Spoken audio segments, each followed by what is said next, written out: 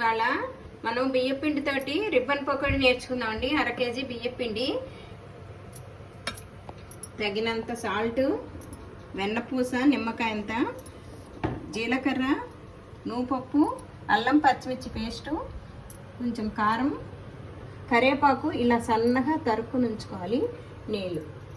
ఇది అండి ribbon పకోడీకి 2 holes ఉంటాయి కదా అలా. సాల్ట్ వేసుకుందామండి, తగినంత చూసుకొని వేసుకోండి. ఈ వెన్నపూస వేసుకుందాము. దీనికంతా పట్టించేసేయాలి ముందుగా. ఈ వెన్నపూస వేస్తే గుల్లదనం వస్తుందండి. ఇక దీంట్లో శనగపిండి, పుట్నాల పప్పు మిక్సీ చేసి అవి ఏం వేయక్కర్లేదు. పిల్లలకు పెడితే అజీర్తి చేయదు, పెద్దవాళ్ళు తిన్నా శనగపిండి అజీర్తి చేస్తుంది కదా. ఉత్తి బియ్యపిండితోటేనండి. బియ్యం కడిగేసి ఆరబెట్టుకుని గిన్నె పట్టించుకున్న పిండి, దాంట్లో నిమ్మకాయ అంతా వెన్నపూస ఇంట్లో చేసింది. ఇలా బయటైనా కొనుక్కోవచ్చు వెన్న, బటరు.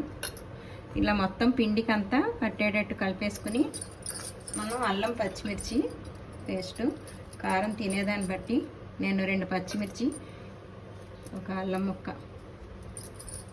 వేసుకొని ఉంచుకున్నది. ఈ ఫ్లేవర్ బాగుంటుంది అల్లం పచ్చిమిర్చి.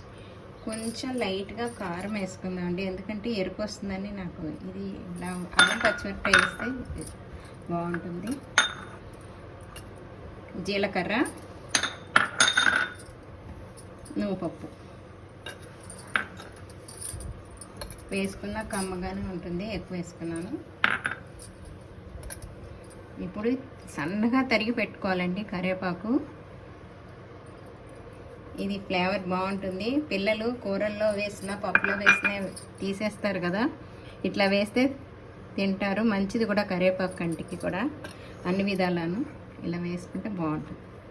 మనం చూసుకుని నీళ్లు కలుపుకోవాలండి. వెడల్పాటి మూకుడు పెట్టుకొని సగం దాకా నూనె పోసుకోవాలి. బాగా నిండా పోయకండి, వేసేటప్పుడు పొంగిపోతుంది. ఈ లోపల కాగుతూ ఉంటుంది. మనం ఈ పిండి దీంట్లో వేసుకుందాం. ఒక చెయ్య తడి చేసుకొని ఇలా వేసుకోవాలి. దీనికి నిండా వేసుకోవచ్చు సరిపడే. ఇప్పుడు ఇలా నూనె కాగిందా లేదా చూసుకుందాము. అవండి కొంచెం వేసుకుని చూసుకోవాలి. మిడిల్లో పెట్టుకోండి, హైలో పెట్టద్దు. నూనె కాగిందండి. మనకు కాగింది లేనిది చూసుకోవడానికి కొంచెం వేస్తే ఇలా పైకి తేలాలి. కింద నుంటే కాగనట్టు అనమాట. కాగింది. ఎప్పుడైనా హై కాకుండా మిడిల్లో పెట్టుకుని మంట వేసుకుందాం. ఇలా తిప్పుకుని వేసుకోవాలి.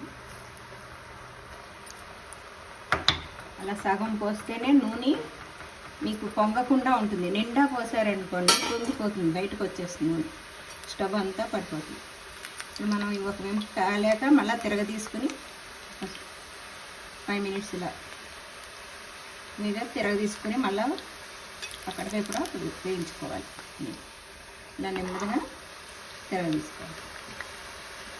గోల్డెన్ కలర్లోకి వచ్చాక అప్పుడు తీసుకోవాలి. క్రీమ్ కలర్, గోల్డ్ కలర్లోకి వచ్చాక తీసుకోవాలి.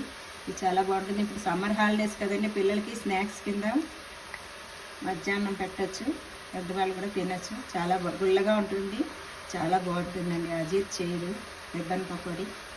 దీంట్లో అన్నీ ఉపయోగపడేవి. కరివేపాకు, నువ్వులు, జీలకర్ర, వెన్నపూస అన్నీ వేసాం కదా మనం. నేను అల్లం పచ్చిమిరపకాయ వేసాను. అల్లం కూడా మంచిదే. కావాలంటే కారం వేసుకోవచ్చు. అల్లం పచ్చిమిర్చి అవాయిడ్ చేసుకుని తినని వాళ్ళు, కానీ పిల్లలకు పెడితే అల్లం కూడా మంచిది.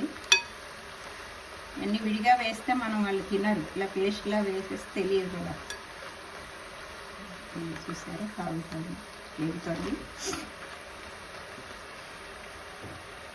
ఇవ్వండి చూసారా ఇలా వేగిందో. 2 వెంపులా ఈ విధంగా నెమ్మదిగా తీసుకుని వేయించుకోవాలి. ఇప్పుడు మనం దీంట్లో తీసేసుకుందాము. నూనె కూడా ఎక్కువ పీల్చదండి. ఈ వెన్నపూస వేసేసాం కదా మనం, అందుకని ఎక్కువ నూనె కూడా పీల్చదు. ఇది రెండోది చూపిస్తాను. ఇలా అన్నీ వేసుకోవటమేనండి. ఇదిగోండి లాస్ట్ అయ్యి ఇది 1/2 కేజీ పిండికి ఈ నూనె మిగిలిపోయింది చూసారా. మనం సగమే వేసాము, ఎక్కువ పీల్చుకోదు. అచ్చం బియ్యం పిండే కదా, మనం వేసింది ఏం లేదు. అది చూసారా. స్టవ్ ఆపేసుకుని తీసుకొని తక్కువ ఖర్చుతో ఎక్కువ క్వాంటిటీ అండి. మనకి భలే స్వీట్ స్టాల్లో లాగా వచ్చింది. చూడండి, మీరు కూడా ట్రై చేసి కామెంట్ సెక్షన్లో తెలియచేయండి. లైక్ చేయండి, షేర్ చేయండి, సబ్స్క్రైబ్ చేయండి. Thank you.